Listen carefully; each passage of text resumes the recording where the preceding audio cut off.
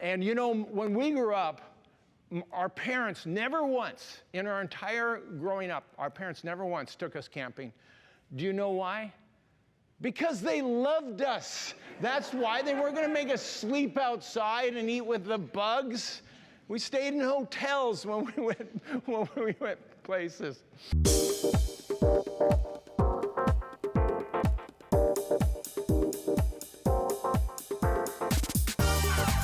Welcome to Church of the Rock from Winnipeg.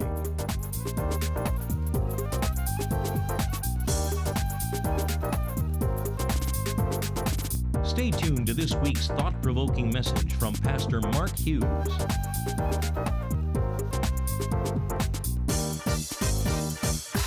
Well, we're going to get down to business right away here. I'm continuing on in the series, The Discipleship, which is all about becoming a disciple, which we discovered was being a what? Fully committed follower of Christ. Most of you got it. Fully committed follower of Christ. That's what it is all about. And we've been using this little metaphor of the discipleship, using this kind of marine analogy that's been working pretty well so far. We'll see how today goes, right? And so week 1 was every ship has a captain. Week 2, every ship has a name. Week 3, every ship has a helm. Week 4, every ship has an anchor. And today, every ship has a crew. And we're going to be talking about you because guess what? You are the crew.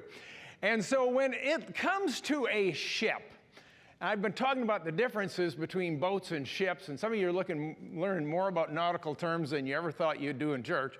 And there's a big difference, a lot of differences between a ship and a boat. And one of the differences is that it's not a ship if it doesn't have a crew. And you can have a boat, doesn't matter how big the boat is, but if it doesn't need a crew, it's not a ship. Now, all you Trekkies in the room, Star Trek fans, do you know what happened this week? Big week for Trekkies, I'm telling you. Yeah, you got it. Captain Kirk, William Shatner, this week at 90 years old, went to outer space.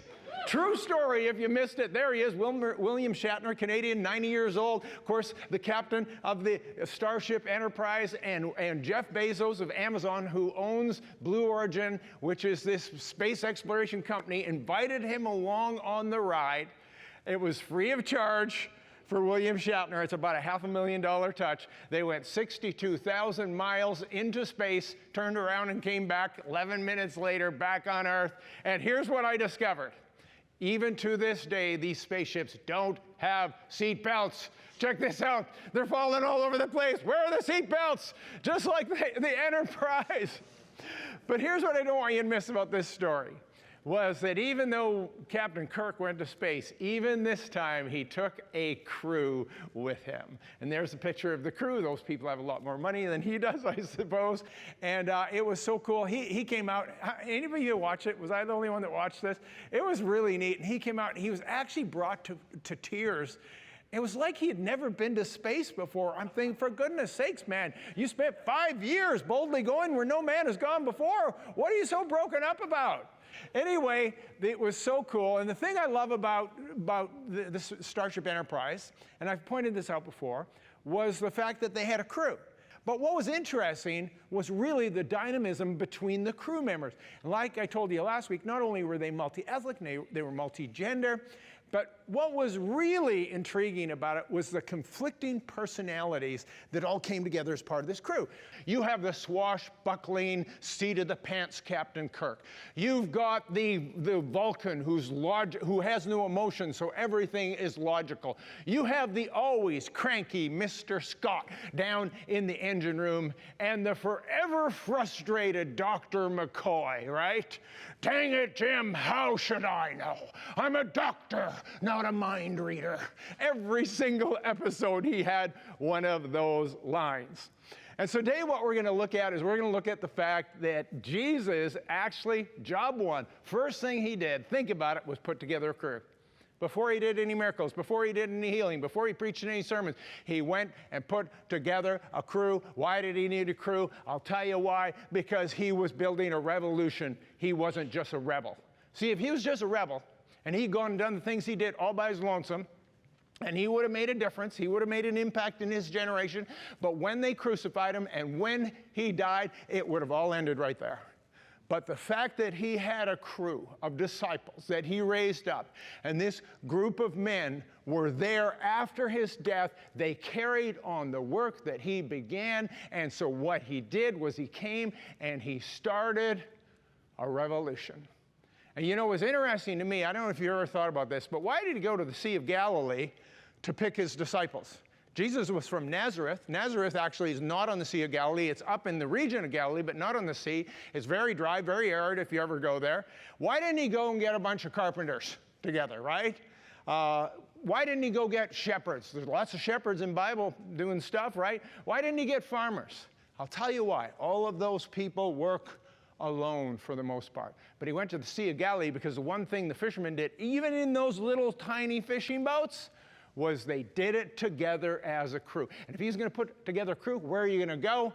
You're going to go to the Sea of Galilee, where every day these men worked in a crew.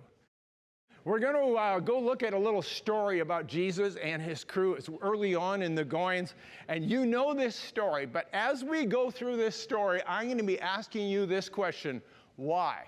Why did he do it? Now, here it is. It's Mark chapter 6, verse 45, and it says this: Immediately he made his disciples get into the boat and go before him to the other side, to Bethsaida, while he sent a multitude away. And when he had sent them away, he departed to the mountain to pray. Now, when evening had came, the boat was in the middle of the sea, and he was alone on the land. Then he saw them straining at rowing, for the wind was against them. Now about the fourth watch of the night, he came to them walking on the sea, and would have passed them by.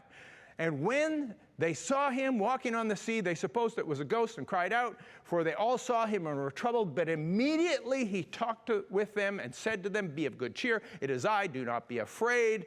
Then he went up into the boat, and the wind ceased, and they were greatly amazed in themselves beyond measure and marveled. So, you've probably never thought about this, but what was going on here? We know this from the story. There's a bunch of details in this story, many of them. And the one thing they were doing was they were going to Bethsaida. All of them. Jesus was going to be with them as well. But on this particular occasion, he sends them off in the boat, says go to the other side to Bethsaida. It doesn't say how he's going to join them, but he sends them out in the boat. And I think that Jesus knew all well that there was going to be a storm that night. And he sent them out into the storm, and he stayed behind to go pray. Now, I don't know if he was afraid to go out in the boat because he was afraid of drowning. Doubt it. He can walk on water. I don't know if he was praying for them that they didn't die in the storm. But here's what we know. He was up on a mountain praying and watching them the whole time. The whole time he's watching them. He sent them into a storm and sat there watching them. Lord, don't let them die. I need those guys. Try to keep them alive, Lord. And he's watching them, and we have the timeline. It says he sent them out at the end of the day, and by evening, they were already in the storm. And how many of you caught it when Jesus finally went out? Did you catch it? The fourth watch. Now, the way it worked was this: there was 4 watches of the night. The dusk was the first watch, and the fourth watch was dawn.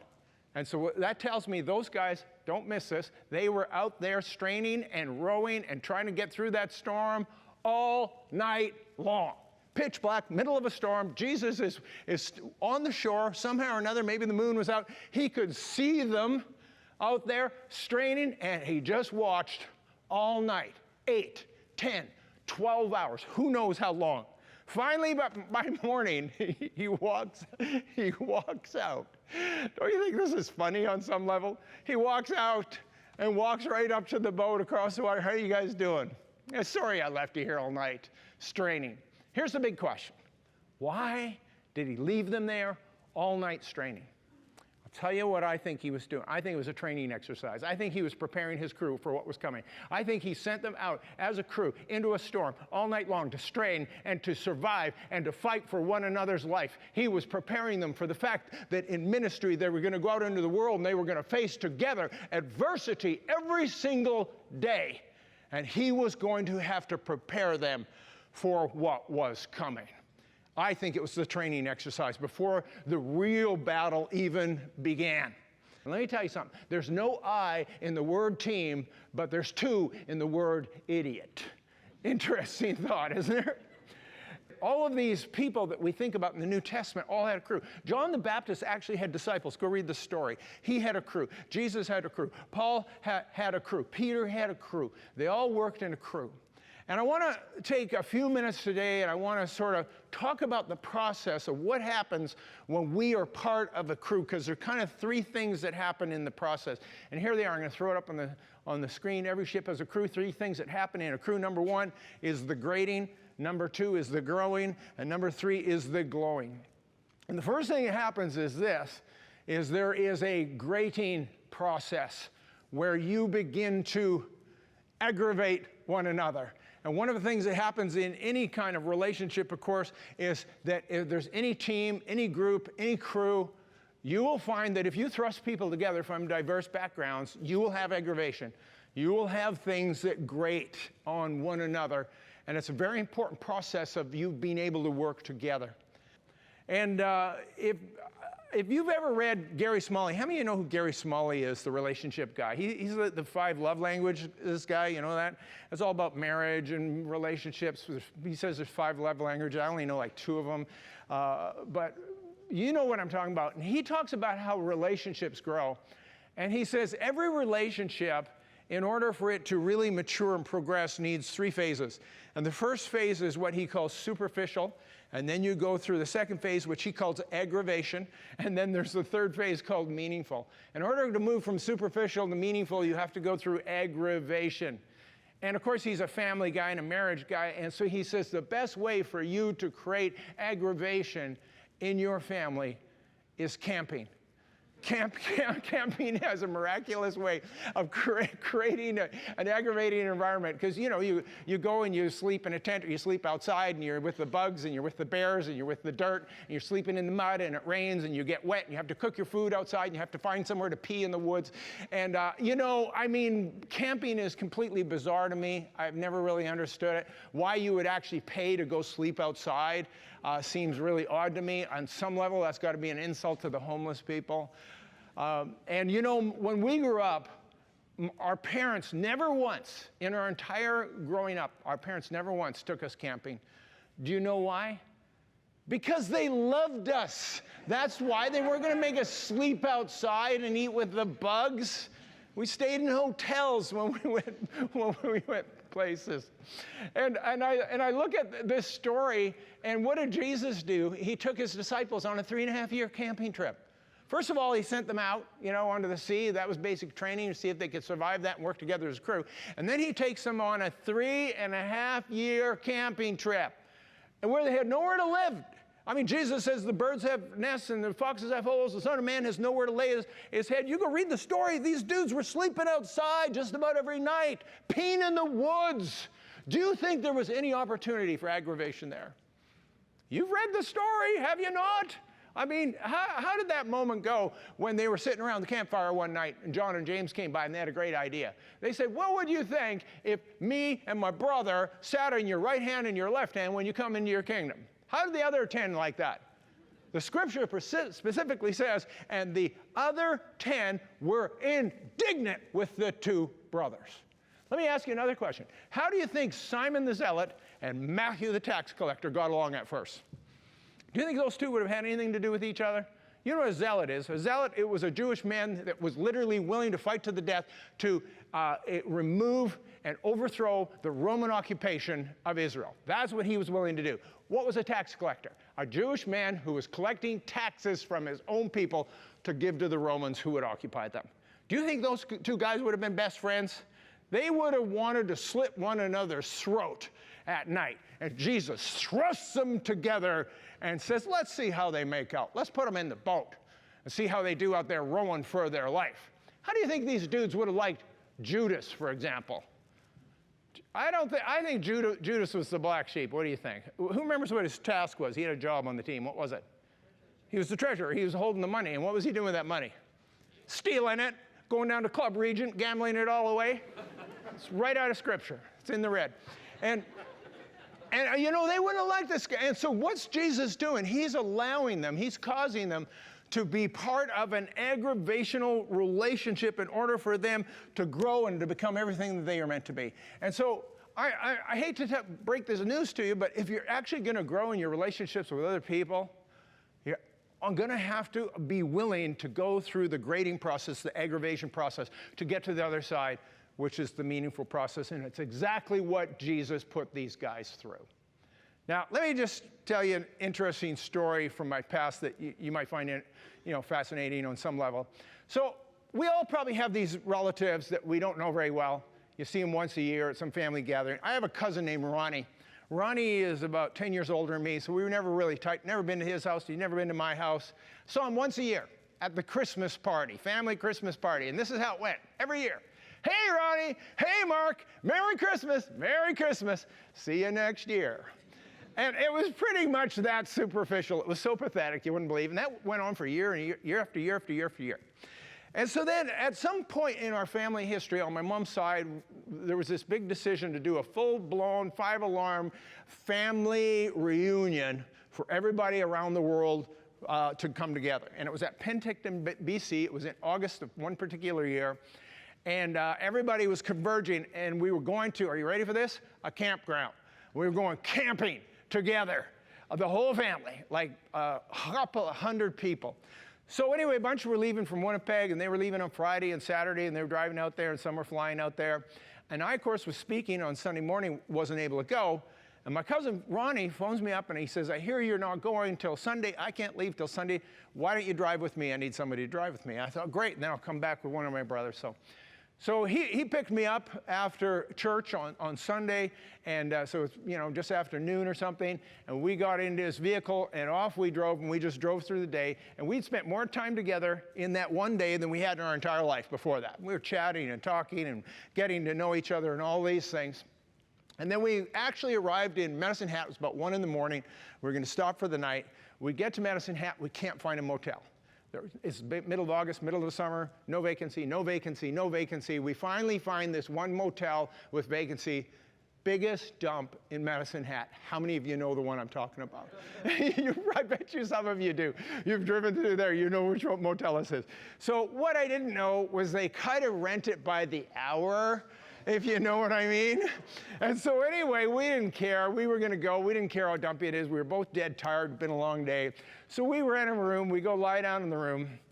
And turns out that whoever was in the next room, whatever was going on there, it had something to do with a delicately called a lady of the evening. And there was stuff going on there and noises I've never heard before in my life. And Ronnie is fit to be tied because he can't sleep through this. It's 1 in the morning. So every 10 minutes, he's phoning down to the office and complaining and saying, there's so much noise there, I can't sleep, and this was going on, and I would hear them knock on the door and tell them to be quiet in there.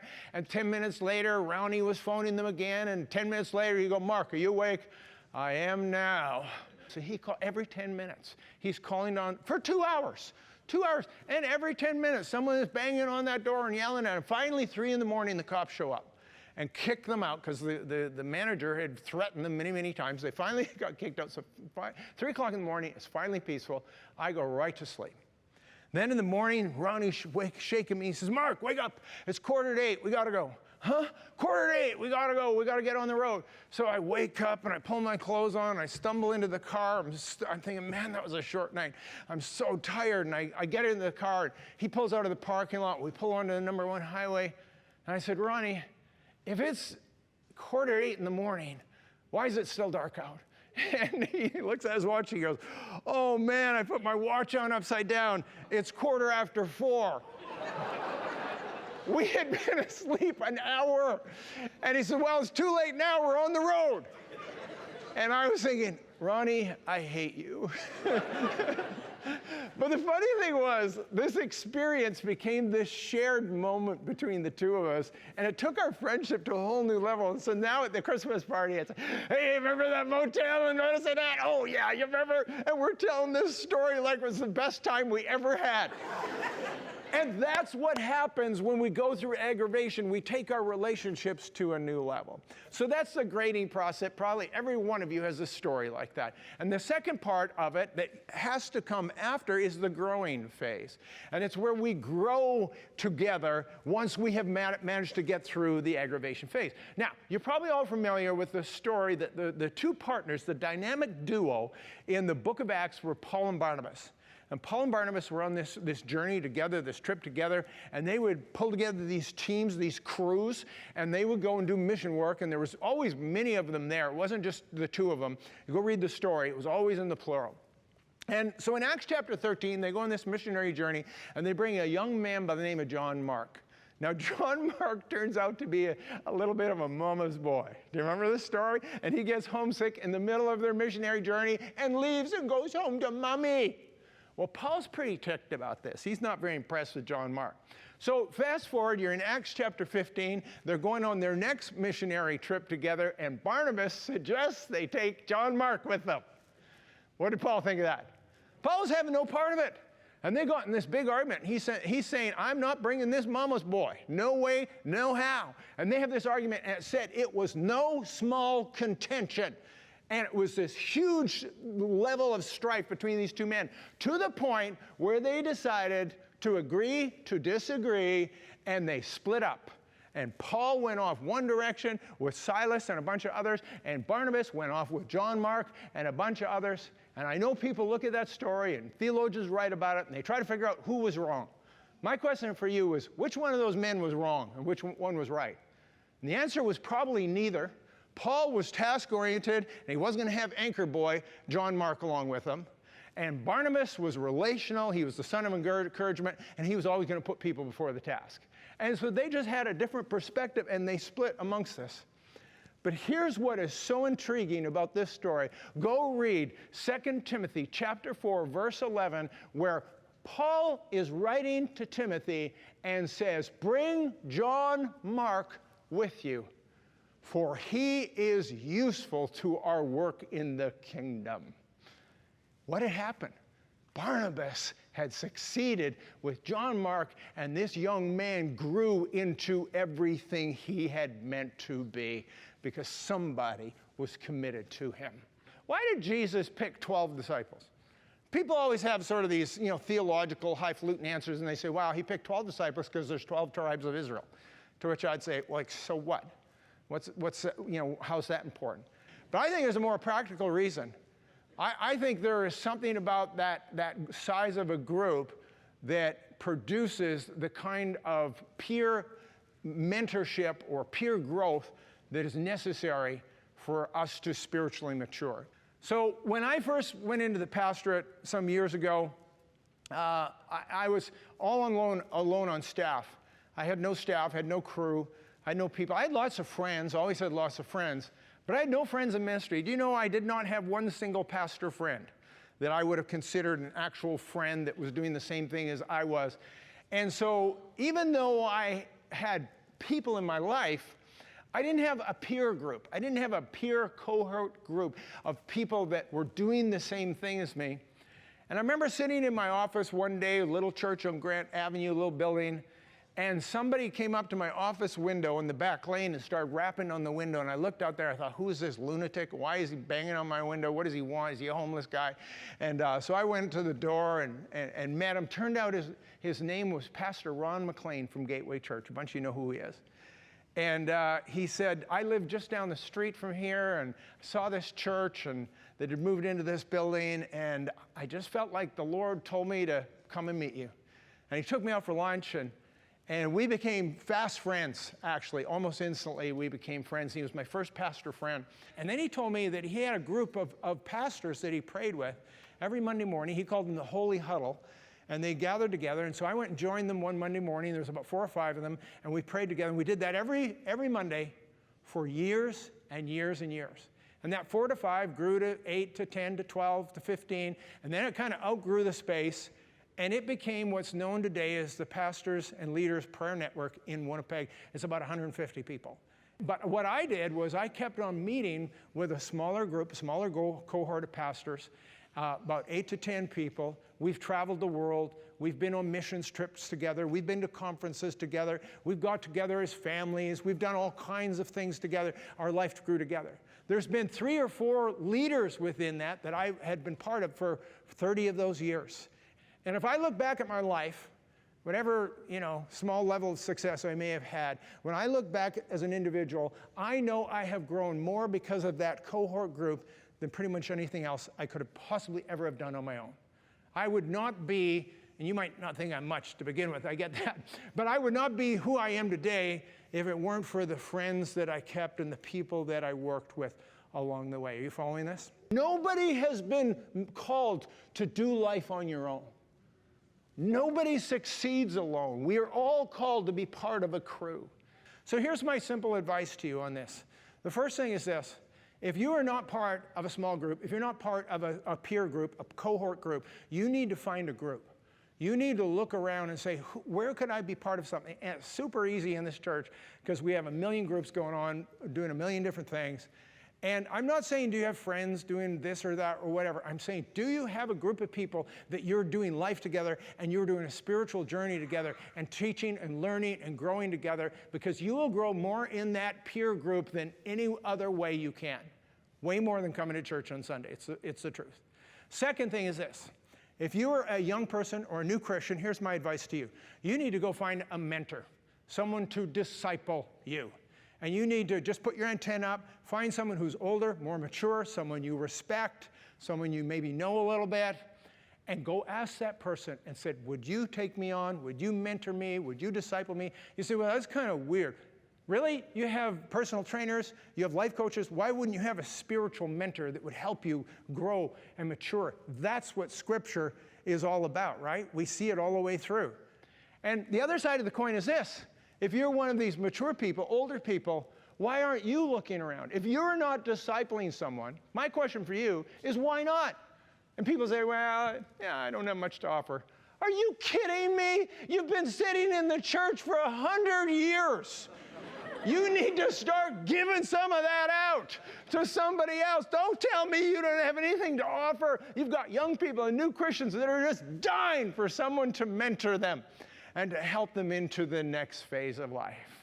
You look at every major player in Scripture, they all had a mentor, right? You have Moses and Joshua. You have Joshua and Caleb. You have Elijah and Elisha. You have Elisha and Gehazi. You have Jonathan, who was with David. You have, Jesus with all of his disciples, of course. You have, Paul with Silas and with Timothy. You got Barnabas with John Mark. You got Batman and Robin. You got the Green Hornet and you got Cato. Even the Lone Ranger had Tonto. And he was the Lone Ranger. So we all need people that are going to be mentoring us or we're mentoring them. So the first thing is this. The first thing is the grating. The second thing is the growing. And the last and the final thing is this, is the glowing. And I want you to think about this. You look at these 12 guys that was whittled down to 11 for obvious reasons. And those 11 men went into the book of Acts, and together they changed the world.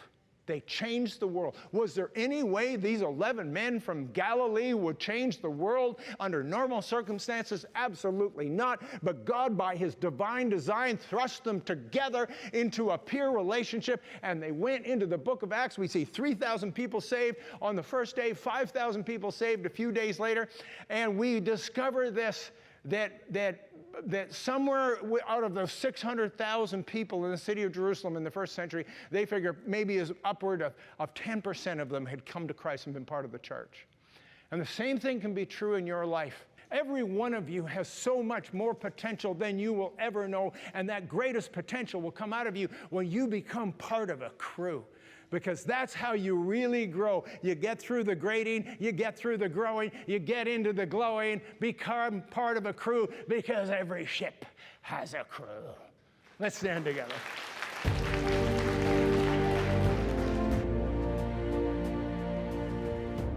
Pastor Mark's second book, A Greater Passion, is now available. Passion is the fuel for life and the key to pursuing our potential. If you have ever wondered if you could get more out of life, then this book is for you, filled with inspirational stories. laugh out loud humor. Visit churchoftherock.ca now to get your copy shipped right to your door.